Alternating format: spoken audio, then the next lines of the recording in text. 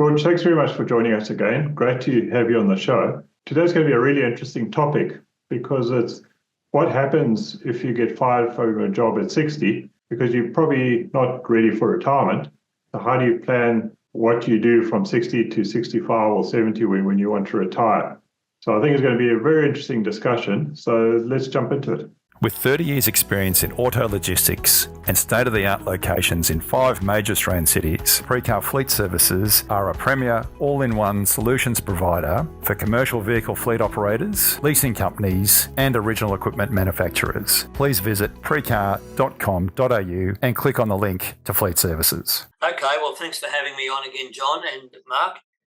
Look, it's quite a precarious time in your life, and you're usually not equipped for it. The more we can talk about it tonight, the better. First of all, if you are retrenched, which I think you introduced the topic as, one of the things I've made some notes to cover tonight in this interview is to reflect on why you were retrenched. And it's not an easy thing because you've got to hold a mirror up to yourself and you've got to look at, aspects that you think may have contributed. And I'm not sure what they are, but I know some things that contribute are older people are more opinionated often. They are more direct. They don't take prisoners type of thinking. And you can therefore threaten younger people who don't know how to handle that.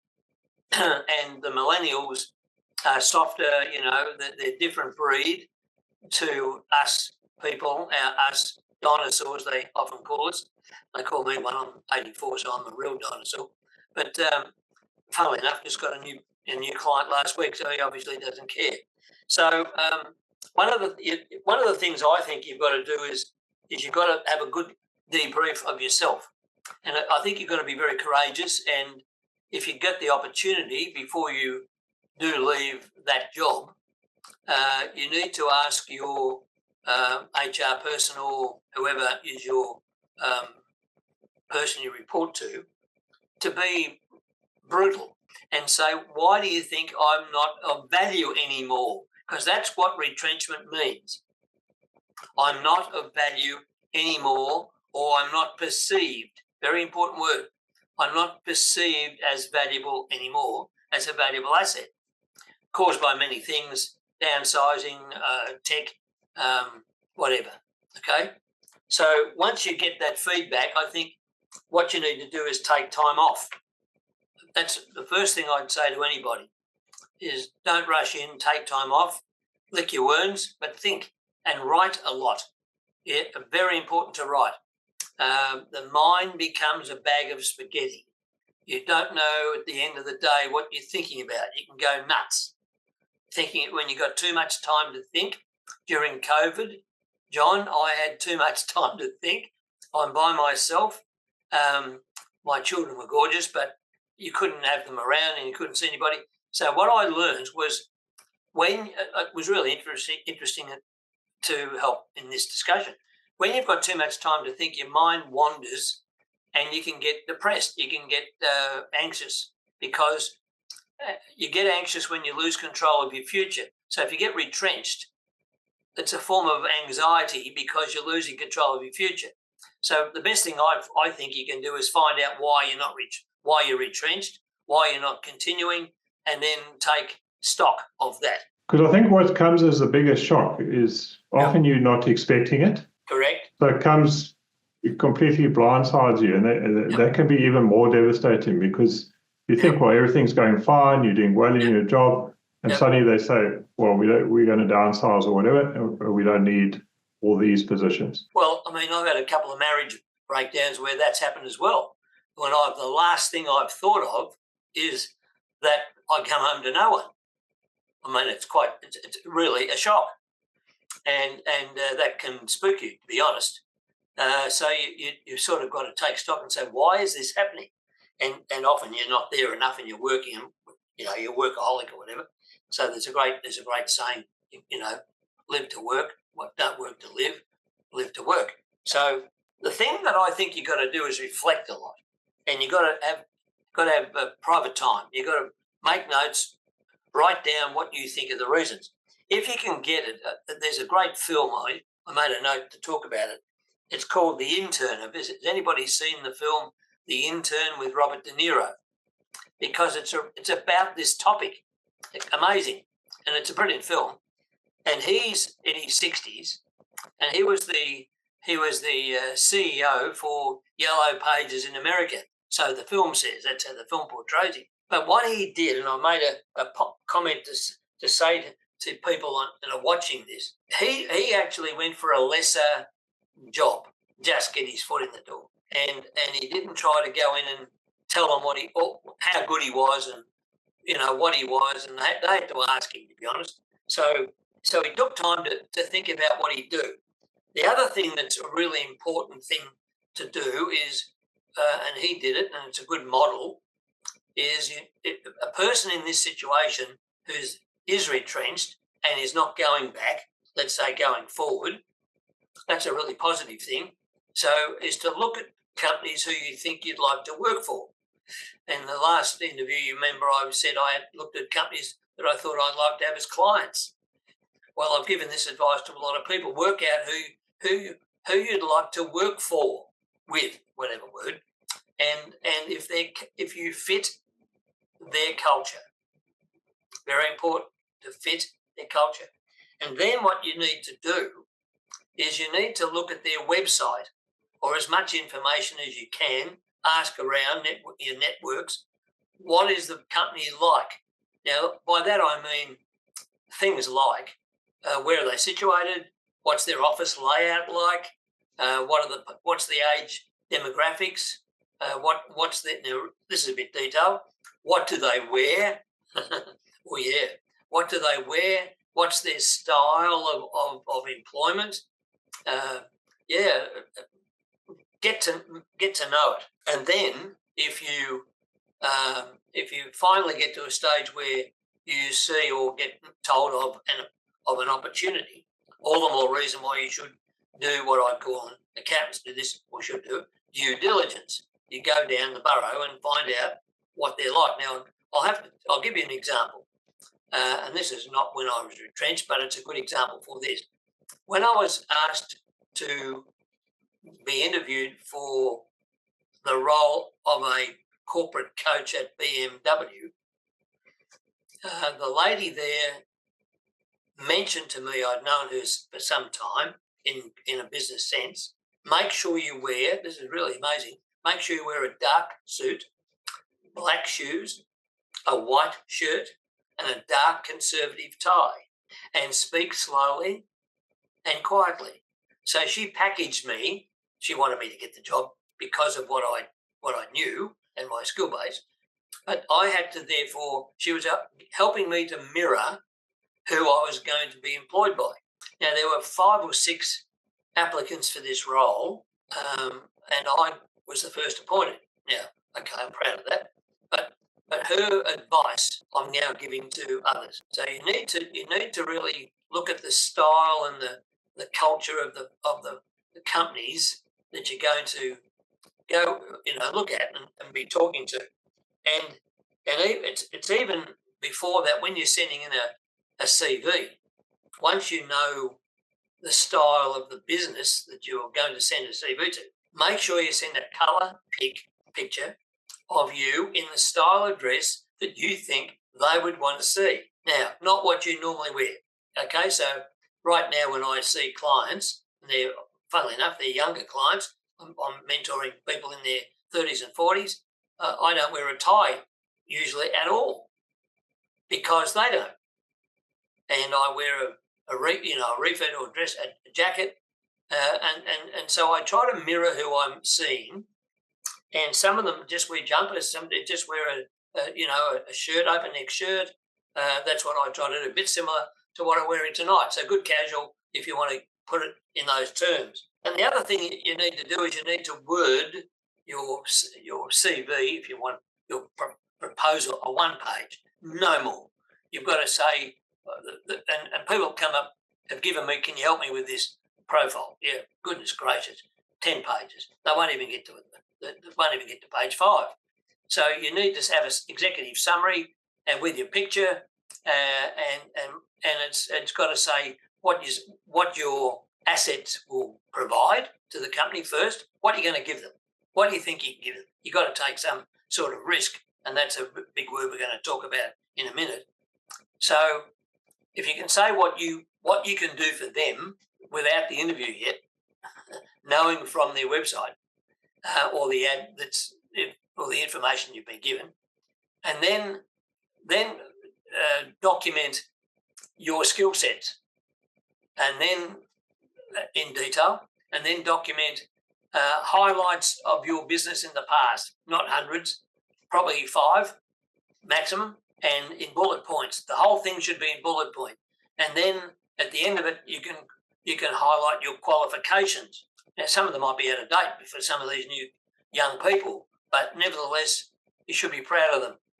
But if you do that, you highlight yourself. In other words, you're packaging yourself like a brand, and the brand should mirror the company that or the business that you're wanting to work with or for, whatever word is appropriate. Does that make sense? It does. It does, George. I like your point that you raise about the downloading of the information, because a lot of guys or girls as well, or people, have been in, say, roles, and they get to a certain point in their careers, and they hit that 50 or 60 age point, where a lot of them get packaged out. Like if you've got some defined benefits programs still, off to the ether you go, but it's too early to actually retire, because you want to still be active and do some sort of work, ideally still with a degree of challenge to it. But I like that point that you raised about taking stock of what you've done up until that point, because often in those high-powered and pressure roles, there's so much going on and so intense for so long that you actually lose sight of what's potentially going on around you. And I think the point you raise is a very good one about taking the information out of your head and writing it down. Because if you let it churn in your head, it's like a battery. It just runs flat, and you're losing energy, and then you actually then you can become quite ill from just being fatigued. So that's a really good point, that putting it all down on paper, and then within that information that you see on paper, you can see the strengths and the weaknesses that may have sort of crept in that you haven't noticed. And then, really, where do I want to go? And it actually gives you the view for what is that next step, because it's when you put it on paper and then you look at it, as opposed to milling around in your head, it then gives you the clarity, and then you can work on the action plan and say, well, I actually want to do this, not that. Here I've been going down this path and doing this X, Y, and Z successfully. Business has chosen to do a different thing. It's time for me to leave the business or do whatever.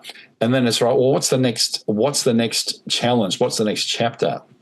And it's through that clarity, as you say, put it on paper, get it out of your head, preserve the battery that is your mind and your brain, and then when you look at it, you can then see it, and the wisdom then it sort of jumps out at you. Well, I just mentioned, it's very interesting you say all that, because I just mentioned to John starting this session, today I just finished my 6th book, and I was very excited tonight at 7 o'clock.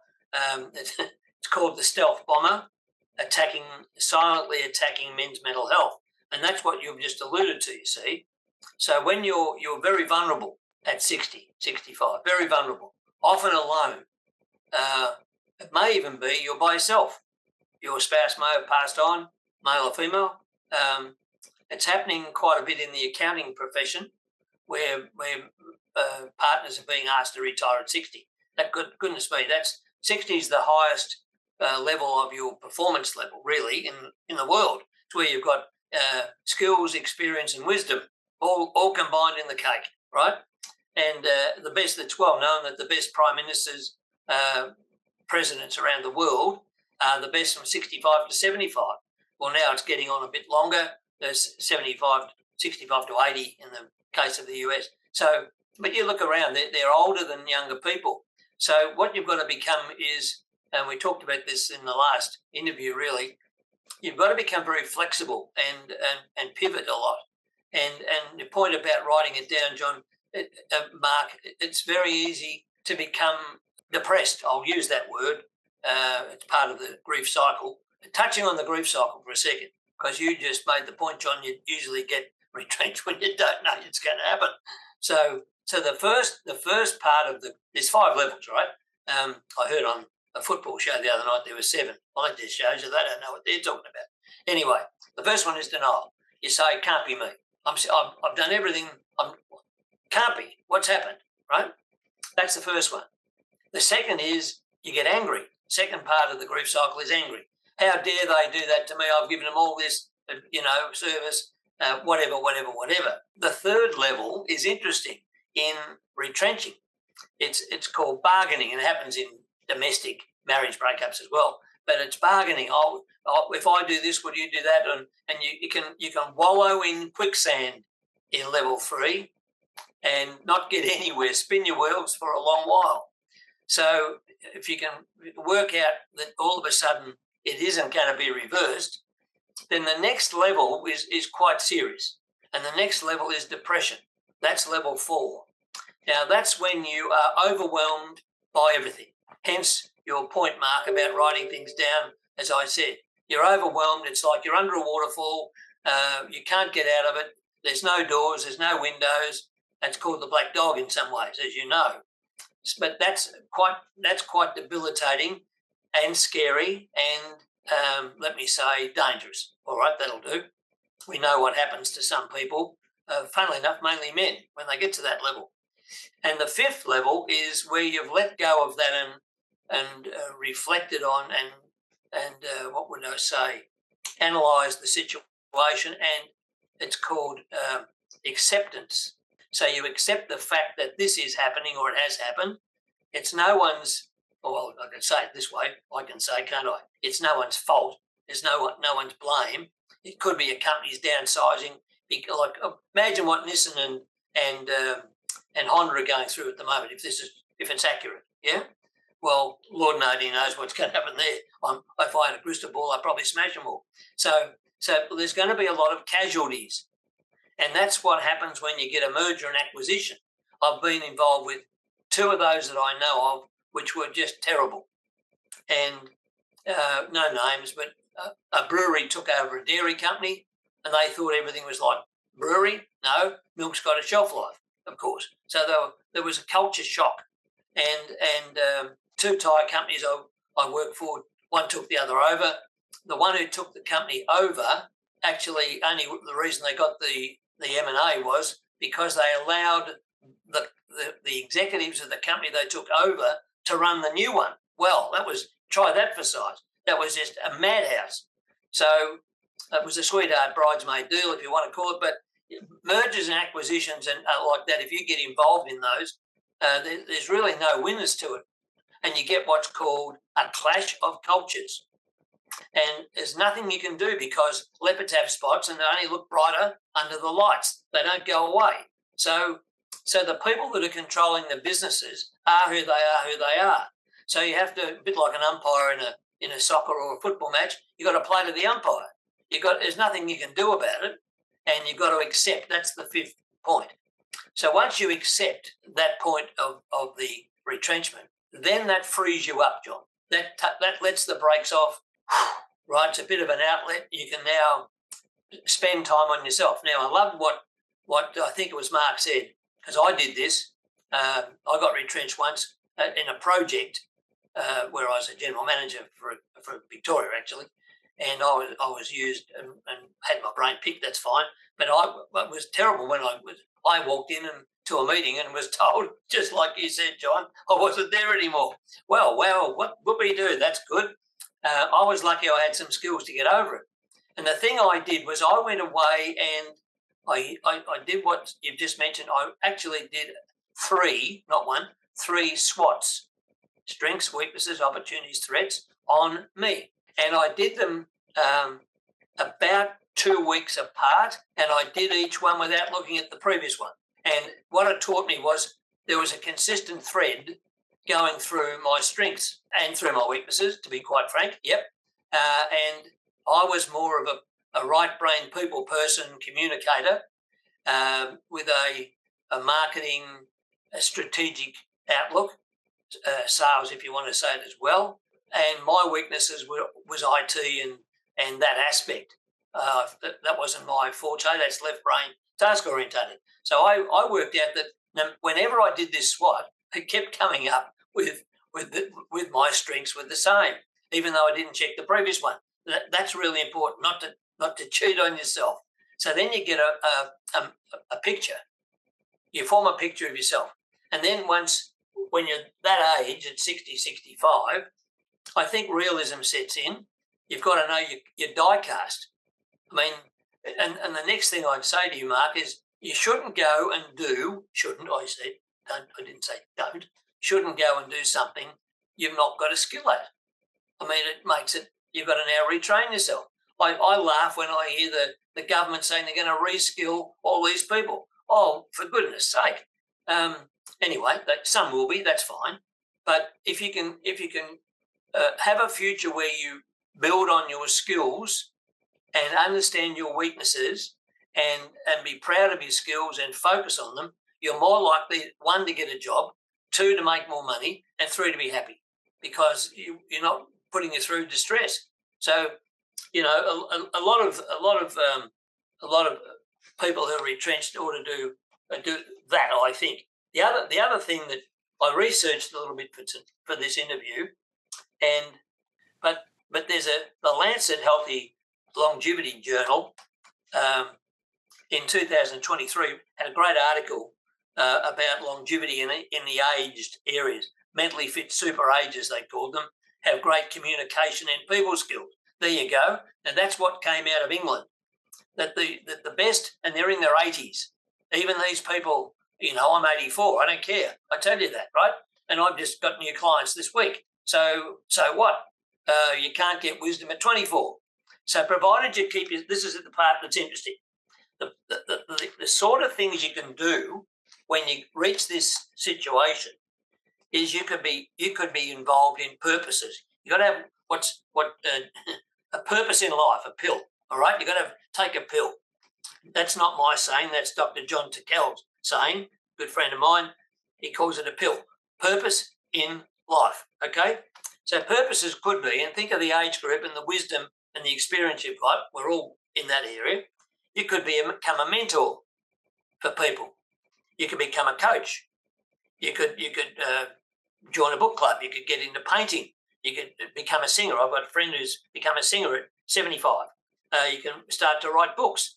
You can you can become a speaker at Probus or at Lions or whatever, and you'd be surprised who are members of those who say, "Oh, hang on, can you do some work for me for my business?" You can play bridge, golf, tennis, join a book club, or you can build something for a grandchild or their home or someone in an aged care facility. There's a big market. I mean, my goodness, the aged care industry in Australia is crying out for people to inspire those that are there, and it's a great cause. One day we might be there, gentlemen, provided you do something. So if you want to live a long, positive and mentally healthy life at the age of 60, 65, you got to create a worthy purpose in life. So I'm not sure what that is for each person. Each is different. Some people want to buy a caravan and go around and become a grey nomad, go around Australia. My brother did that, and there's plenty that are doing it. That in itself is a project. If you want to do that. So I think you've got to be a bit single-minded and do that. I did reflect on a couple of other things if I can highlight them. And one of the things that I've found to be very special and have a universal benefit is The 7 Habits of Highly Effective People by the late Dr. Stephen R. Covey. And it's brilliant. He fell on, I don't know if it's not perhaps a single silver bullet, but he fell on this fantastic formula. And the core, there's 7 competencies, and I'll just quickly run through them because people watching this might go, oh, hang on, that's interesting. First of all, you've got to be proactive. What does that mean? You've got to take initiative, You've got to manage things yourself. You've got to respond proactively before others tell you to, and you've got to keep commitments. Now, this is a big thing. I recently had a meeting with the CEO of a company. I went there, and would you believe he didn't even turn up? He was in another state. Oh, really? So keeping commitments says you can trust people. Take responsibility and have accountability. They're two good words, and have a positive influence on the results. So that's habit one, be proactive. The second one, I reckon, is the key. The second is begin with the end in mind. So tonight, or today, our interview, say tonight because that's what it is, I prepared this morning and last week. Otherwise, I'm not going to do the job for you. So you have to begin with the end in mind. What did we want tonight? Help people who are getting retrenched when they're 60 and 65 to start a new career or do something. Is that right, John? Yeah, that's correct. Well, that's the end in mind. So you've got to have the vision and goals. You've got to define a mission statement. You've got to set measurable team and personal goals. You've got to start the project successfully. You've got to align your goals with priorities, and you've got to focus on desired outcomes. One of the things you've got to do is number 3, and that is put first things first. You've got to become the best time manager you've ever seen. And a lot of people, when they're retrenched and in the age bracket we're talking about, are so distressed. I'm calling it distressed because distress is bad. EU, stress. I remember telling you this once, Mark, is good. Good stress is I've won tats. Bad stress is I've got retrenched. Okay? So there's the only time you're not stressed, and people should know this, but they don't. It's hidden. Journalists have no idea what I'm about to say. The only time you're not stressed is when you are deceased. Otherwise, you are stressed every second of the day. That's a very good point. The trick is to know whether it's distress, bad, or eustress, good. Now, I was taught that in 1984 by Dr. Wilfred Jarvis out of Sydney, who was a behavioural scientist and who was a guest speaker on the seminars I gave in the conference for John Bertrand when he won the America's Cup. Never, ever forgotten it. I have no idea. I've never met a journalist, it's a big, long bow now, anyone, if you want to say it, who's known that piece of information. But if you look it up, it's easy to track it. So we all think we're stressed. Well, that's okay. You're stressed because you just broke 70 at golf, it's eustress. But you're stressed because you lost 6 balls in the dam on the last hole because you could have won. That's distress. Am I making a point? That's how I play. Well, okay. Now, if you think about that, when you're retrenched, taking your point, John, and you didn't know it was going to happen, you are distressed. Yes, of course. However, when you work out, and I love Mark's point, when you put down, and I think this is really important in the SWOT, put down the highlights, even in a CV, bullet point, make it 10 if you like, the highlights of your career to date. Wow, right? And when I saw what I did, like, for instance, just 2, launch John Bertrand's seminars for the first time in Australia when he won the America's Cup, yeah? 2, launch a car on ice with ice skaters for the first time in the world and never been done. I got pretty excited about me. So we've all in your careers, in our careers and those watching, will have highlights that they can reminisce on. And it's really important to do that because that's eustress, okay? That's going back to good times, good stress. So the most important thing is you've got to put first things first. You've got to learn how to prioritise your life. This is habit 3. You've got to be a great time manager and you've got to realise time management is showing respect to others. Habit 4 is interesting. It's called a win-win. Now, Donald Trump knows a bit about this and he also knows how to the fact about win-lose. You have to build high-trust relationships. Now, once again, I'm not. This is not a political comment. All I'm saying is the journalists who haven't read, don't understand him, have no idea what he's doing at the moment, how he's building relationships. We all think he's a fool. No. Relationships don't happen overnight. Sometimes you'll plan a relationship that you might see the benefits of it in 18 months. I mean, it took me 5 years to be appointed by BMW.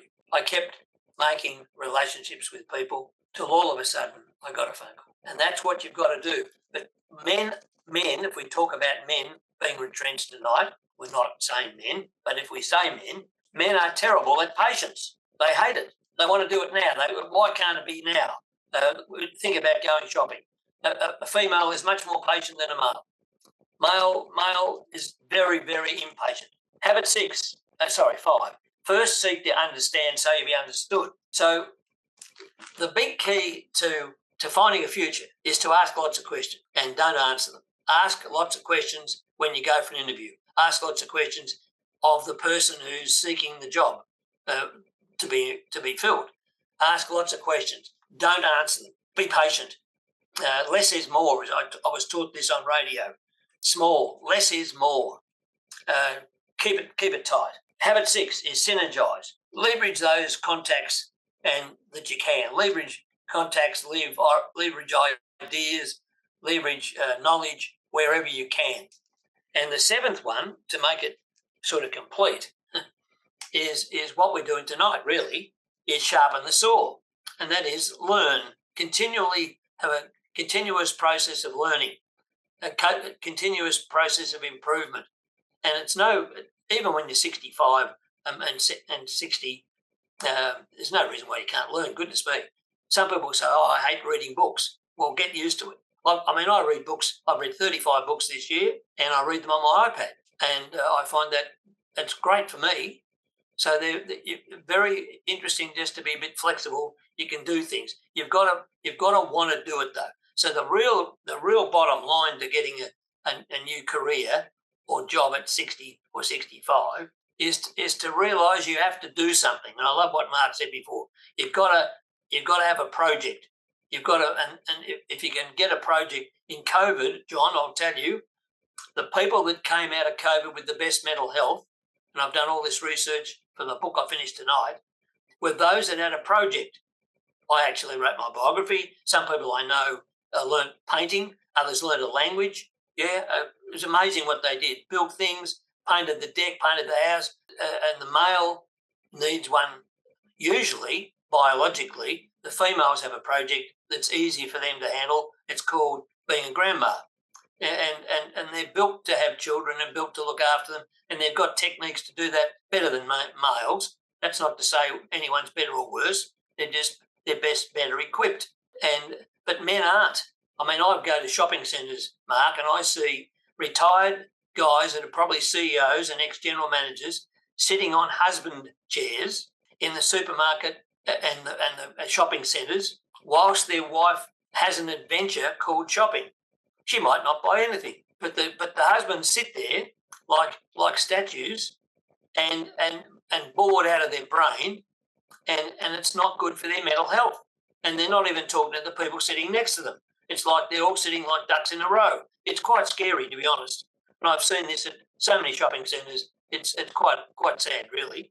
Here are these high-powered CEOs, general managers, sales managers, whatever they are. They can be boilermakers, they can be anybody. They can be a technician. It doesn't matter. Panel beater. But they're not doing anything anymore. Their brain is now vacant, and their mental health is going downhill very, very quickly unless they pull themselves up by their bootstraps. So the point I'm now going to make is, who's going to pull them up by their bootstraps? Often it's their wife. And I can tell you what happens. It's rife at the moment. A lot of people who get retrenched at 60, 65 have marriage breakdowns. Why? Because they're now under the feet of their wife, if that's one, or spouse, and they've taken their space and they're interrupting their life, and they're not used to handling that.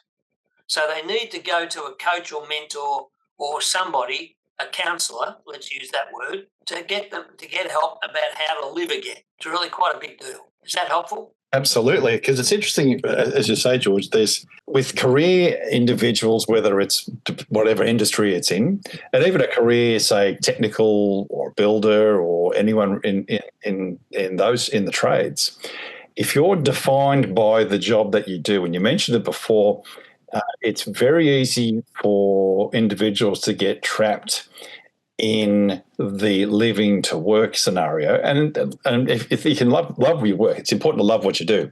But there is a real danger that that defines you as a person. And when that's taken away, you're no longer that individual. Like, say, you're not the CEO of, say, BMW, Yes, correct. or the president, the vice president of sales in Australia. So these are the sort of things that, if, as you say, if you don't have the alternatives or a plan to manage that afterlife, if you like, after work life, or what is the next phase, if you don't have, say, a role that you can transition into, a lot of people get seats on boards, which is a good thing, because you're still actively involved. You've got your wisdom you're drawing on, as you mentioned. Like, once you're in your 60s, you've got wisdom. Sorry, just picking up on the board issue you raised, very interesting that. And what I've learned is most people don't get a seat on the board because they've applied. Okay, this is a bit of a misnomer in the world. You get asked. Okay, I've had a couple of clients say, "How can I get on boards?" And I say, "Network, so people ask you," right? Because that's what happens. Now, this discussion we're having tonight is about one word. It's about risk. And I mentioned this last time. It's all about reducing your risk of your own life, reducing the risk if you're going to work for somebody else, so you mirror what they want, not being an opinionated know-all, not being a threat to them, to mould yourself into what they want. Because there's a great article that happened earlier this year, late last year. There's a discrimination epidemic at the moment. It's happening. It's a big thing. It's worldwide.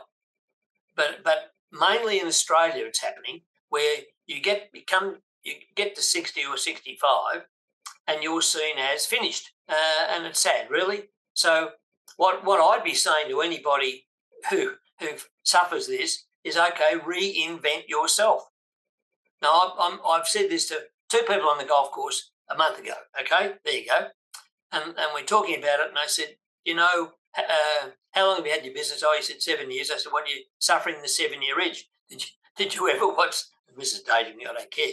Did you ever watch the movie The 7-Year Itch with Marilyn Monroe and Jane Mansfield? And funnily enough, he's only 40-something. He said, yes, I saw it on YouTube. I said, well, there you go.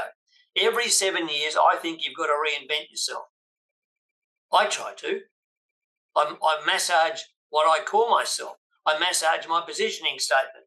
You've got to remain relevant, I call it. Governments don't get elected, if we can jump into that pit, because they stop remaining relevant to the values of the marketplace called the electorate, and so they get voted out. So you can do what you want to do, but providing it's what they want. That's a simple little answer, isn't it? So when you're staying with the topic, we're here. When you're retrenched, it's very important you package yourself so that you're marketable. And the point I'm saying is, do some SWOTs. Yes, work out where you want to go, where your strengths are. If you've got to work on a weakness, and it's technology, I know that scares a lot of people. You've got no idea how many friends don't want a new iPhone. Oh, no way. Don't want an iPad. So a lot of people are scared. It's anxiety. It's change. The word change is a terrible word, because people hate it. But they love fine-tuning. They love adjusting. They love pirouetting. Yeah, they love all those, because they're softer, easier. The word probably that jumps into mind is, when you're retrenched and you didn't know what's happening, John, you go into shock. But actually you don't know you do. People who go into shock very rarely know they're in shock. Someone has to help them. Someone has to tell them. Someone has to look after them. They don't know they are. And so therefore it's a very precarious situation. So you have to extract yourself you have to get out of where you are pretty quickly. And to do that, you need help. So I know most companies now have a service but they'll put you with a group, consulting group, to help you in transition, help you in that. And that's one of the things. Some people don't want to take it. They're crazy. They should be doing it. The problem when you get to 60, 65, Mark, is often you think you know everything, and actually you don't. Actually, you really got to open the door again and start to learn. But so I would be advising those people who do get retrenched, if the company or the business is offering them a transition service, they should take it up because usually they'll pay for it anyway, and it's very, very beneficial in helping you realign your life. Now, I've just got a question about before you even get to 60 in your early 50s. Yep. Should you start putting something in place just in case something happens in your late 50s or early 60s? Should you start planning something and saying, well, if that happens, I've got this plan? That's interesting, John. That's common sense, but sense is a common. And many people, I think, yes, but many people haven't got, when that happens, they won't have the time or the inclination or the purpose, the focus to do that. They'll be, as Mark said before, they'll be so knee deep in what they're doing, right? And so busy in what they're doing, and meeting after meeting after meeting after meeting after plane trip after plane trip after hotel, after meeting after car trip, after Uber trip, after Zoom, they haven't got time to scratch themselves. And they go home and they're exhausted. So the last thing they think of, yes, it's great, John, the last thing they think of is to do that. And in a funny way, it's counterintuitive because, as I said in an earlier interview once with you, lovely gentlemen, when I started my business, I think it was last time, I stopped reading the paper where the adverts were for serious jobs because that's what I could have got. I chose to not be interested. You go, really? Yep. Why did I do that, Mark, do you think? Why did I choose to not be sidetracked? Just so you can focus on your objective. Correct. Otherwise, you would go back into the comfort zone. Totally correct. So I could give it my best shot and that's the word. And focus on that. Now, look, I'm going to give you a quick story. It's a beautiful story. I've got to know John Bertrand very well. I think you know that. Anyway, without being melodramatic, I was asked to get a speaker for a car company for their national conference some years ago, like quite a few. And I said, okay, what's the theme of the conference? And the theme of the conference was focus. Okay. Now I said, okay, well I'll ask a couple of people. I said, would John Bertrand would you be interested in that? Oh, yeah, can you get him? Yes, I'll try.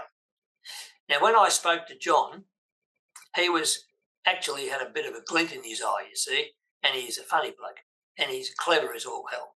And he said, well, I've got a story I can tell them because I didn't win the America's Cup. And I went, sorry? And he said, no, Dennis Connors lost it. Because he was upbeat. He was to win when I was behind him in the last leg of that triangle. And the only way I could beat him was for him to lose focus and not mirror, here we go over this word again, not mirror what I would do to try to beat him.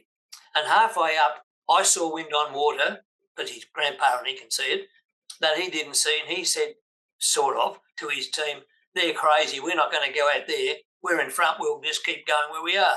Thank you very much. He won the America's Cup for the first time in 132 years. See you later, Dennis. And he told 250 people in Canberra at the convention centre when he got up I said, I want to talk to you today about focus because I didn't win the America's Cup. Dennis Connors lost it. Well, he could have heard a pin drop. But you see, that's a sort of a roundabout answer to your question, John. If you start making plans about what you're going to do if you haven't got your job, well, it's sort of negative influence getting into your mind anyway, and that means you're not full on. You're looking sideways and not straight ahead. You could argue that's wrong too, because if you're flying an A380, you better know what options you've got if something goes wrong. So you're right and wrong. Follow, provided that the options don't take you off staying the course, and that's a really big thing. You've got to stay the course. So when you're 60, 65, easy to give in, easy to say too hard, easy to say I won't go to the gym. See, one of the reasons that these 80-year-old super agers are fit and mentally is because they're fit physically. They walk, they exercise, they eat the right food, they mix with people, they go out a lot, they interact. They call what I call communication, intercourse with their friends. Yeah, it's very important stuff. I call it mental gymnastics. If you can do that for your mind, you've got to do it for your body. So the fitter you can be and worry and think about your diet and how you look and the clothes. These people that are 60, 65, the easiest thing for them to do when they go for an interview, I made a note to talk about this, is to wear what they always wear. I see people wearing what they should throw it out, to be honest. And one of the things that if there's a lot of female HR managers at the moment in Australia, a lot of them. It's a niche they are in. Well, I can tell you from research, the first thing a female looks at in a guy is his shoes. Did you know that? Absolutely. First thing they look at is your shoes. That tells them all about your habits. So if a person's going to go for an interview, they've got to dress the part that fits. They've got to have the hairstyle that fits. They've got to have their clothes and shirt that's the right fits. They've got to, and especially they've got to have their shoes. And the last thing I made a note of before we came into the interview, I was inside brushing my teeth. How about that? Is that's what you've got to do as well. You've got to have personal hygiene issues. You've got to put aftershave on, and you've got to think about who you're meeting. And the other thing you've got to do is, and a bit like what I said before about BMW, you've got to keep your voice. I know we're discussing things tonight. You've got to keep your voice modulated and speak slowly. Australians have a habit of speaking quick, and people go, "Excuse me, pardon?" Yeah, we have to slow down. It's very important to be articulate. So if you're going to go to you for an interview, you've got to be on show, right? You're really on show. You're in a show, and so you've got to think like that. And detail is paramount. That's some very good points. Some very good points, George. There's a list of things I think could help people get a job at 60 or 65 and remain sane and valuable. That's fantastic, George. Thanks very much. No, I think this has been a very good conversation because the key there is what is the first steps. And when you were going through the 7 habits, it's interesting, George. I've actually got them here. My 7 habit cards. There you are. Look at that. They literally live above my PC here, and they are just absolute gold. So definitely I'm with you. I recommend anyone who hasn't read the book, read the book. Yeah.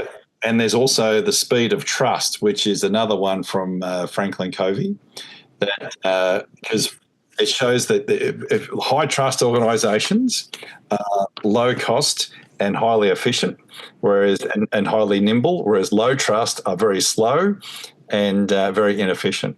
So it comes down, those elements really come through very strongly with the 7 habits. And sharpening the saw, and that's what this podcast series is very much about, is keep sharpening that saw. Seek information. While you're in the car, drive, have a listen to George part his wisdom, because it's not just knowledge, it's wisdom. Thank you. It will make life better for you, and that's the best part about, and hopefully what we're contributing to the business audience here, that through the podcast series here, and we have been doing for a number of years now, is just sharing the opportunities, because life and business are the same thing. They all go through ebbs and flows. And George, you hit the nail on the head, because we've talked about opportunities, and this podcast was born out of COVID and all the uncertainty that COVID brought to the industry. But you nailed it, and it was one of those aha moments when you were going through that list, and you said, this podcast and previous ones come back to one word, and that's risk. And then what do you do with that risk, and how do you mitigate the risk, and how do you harness that risk? And if you're a risk taker, and I remember a very wise dealer principal said to me once when I was on a dealer trip with him, we're in a bus on our way to Barcelona airport. There you go. You know the difference between OEM people and dealers, Mark? And I said, what's that? And he said, we're risk takers. And the risk takers, you can lose, but you can also gain and win plenty. And it's through taking those risks, calculated risks, of course, and backing yourself with the skills and the wisdom that you have and then using the 7 habits to sharpen the saw, and then have those win-win scenarios will ensure that your risk that you've taken will have the best possible outcome, and you'll have a greater success and hopefully minimise losses, which do come with ebbs and flows. That's excellent. I was reading, and I put it in my book that I finished tonight, which is pretty special to me today. It's a big day. A quote by thank you. A quote by Warren Buffett, and he was. I won't say word for word, but he was talking about calmness and not letting people's words affect you, but to remain distant from them, and be careful about being patient and not coming back too quickly, because if you let people's words worry you, then they've got the power. So when you're going for an interview, I just thought of it when you were talking then. It's very important to be patient. There'll be words that will be said that may annoy you, worry you, hurt you. You've got to have the book. There's a great book called White Face, Black Heart, which is written by a Japanese lady, where your face doesn't show any emotion, and you've got a armor around your heart. It can't affect you, and that's a philosophical modus operandi of the successful people in business, where, as my mother used to say, sticks and stones will break my bones, but names will never hurt me. But I remember her saying that that's what the new book's about. Not the new book, but that's what the book's about. So, yes, you've got to be resilient. And I think it comes back, isn't it, John? There's a theme through all these 3 interviews that the one word that comes through is being resilient, working on yourself and believing in yourself. But as you rightly say, taking steps to help you understand yourself through other people's wisdom. Oh, fantastic. George. Thank you, George. Thanks very much, George. This was really very interesting. Okay. Excellent. Talk soon. No, it was good. It was interesting because that's profound. George came from a different angle, so that was fascinating too. I enjoyed that. Very, very good. And there's always a gem with George. There's always a gem. Every conversation, you pick up something, at least one thing. Today, I picked up 3 or 4, and hopefully our listeners have picked up a number of gems from George as well. You pay a lot of money for those gems normally, but George has been kind enough to share that with us in this podcast and the series of podcasts. But yeah, well and truly worth it. But definitely sharpening the saw and this part of the 7 habits of highly effective people. Because I think, especially in that first part where you went through the different stages you go through, because you actually don't really think about that. But then he spoke about going through when you're first upset about it, and you go through the emotional stages, and you do. It can be quite tough, and that makes it so hard, trying to get your head around it. And actually, at the end of the day, no one really cares. You can moan and tell everyone your heartfelt story, and no one's really interested until you get your head around it, and then you move on. It's interesting, George. I remember many years ago when I first met George, he was doing some coaching work with myself, and I'll never forget him saying to me, this would be 10 years ago, and he said, what happens in the corporate world is we all get sucked into thinking that it's our business, but ultimately it's not. And that's why people who have their own businesses have a different level of stress versus people who are in corporate roles. And I remember having a conversation with a doctor about this, and I said, so why is there different stress levels between people? And he said, people who work for themselves can actually self-regulate. Whereas when you are in a corporate role and you've got shareholders or you've got overseas parents or other entities that you have to report into, you actually have no control. So you have, and this is where it gets down to the uncertainty that George talks about with the stress levels. The stress levels are significantly higher because often you're working to objectives that have been top down and most often are not achievable. And that's why it's done that way so that you can the organisation can churn people through. They bring people in who are in their 40s. They know that in your 40s you're competitive, you're driving your destiny, you want to climb up the ladder.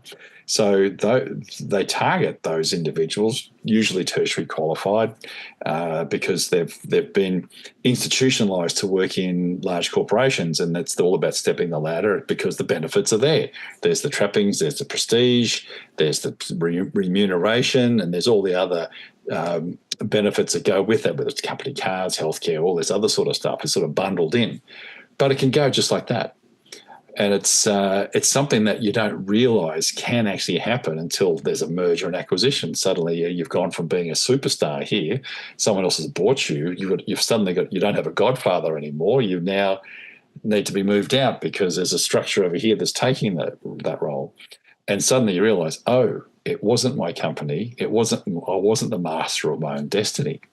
I was still taking a risk by doing what I was doing, but ultimately I'm getting paid week to week. And there may be a severance that you get, and it might be a nice one, it might be a year, it might be 3 months, it might be 1 month, or it could be 6 months. So, but ultimately it finishes. So there's the stress of what I need to do, what do I do next? So there's a lot of things that George covered off that, you know, that scenario can play out in a number of different ways, but what do you do? And then how do you maintain the mental health to then go off and do something else, another role? Do you stay in the industry? Do you do something else? Do you pivot and do, you know, go make pizzas in Ballina or something like that? Who knows? There's a whole heap of different choices out there. So, or go fly fishing in Tasmania. So I remember another corporate coach was saying to me that he's got a stack of clients that are in their mid-40s that want to go fly fishing in Tasmania because the stress of being in corporate is just killing them. But, you know, fly fishing in Tasmania is not necessarily a sustainable business model. So these are the sort of things. But I think there's been some great gems.